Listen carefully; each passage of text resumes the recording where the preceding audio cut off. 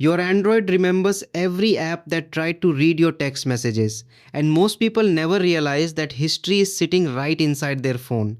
Some of those apps came with the device, some you installed months ago and forgot about.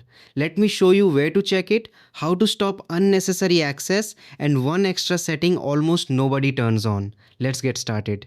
Open settings and scroll to security and privacy. On some phones, you may need to tap privacy first. Every Android brand looks a little different, but the options are very similar. Next, tap permission manager. Now scroll down until you find SMS, then tap it. This page shows every app that currently has permission to read your text messages.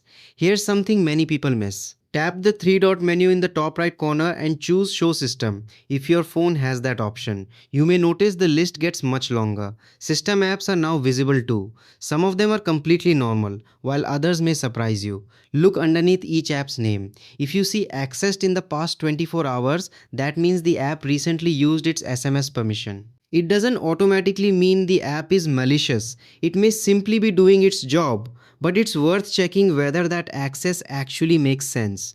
For example, your default messages app, phone app, or a trusted backup service may legitimately access SMS. But if you see an app you don't recognize, or one that has no reason to read your messages, that's worth investigating. Now let's clean things up. Tap any app that doesn't genuinely need SMS access, then select Don't Allow. Go back and repeat this for every unnecessary app. You can always grant the permission again later if an app truly needs it. Here's one extra check most people skip.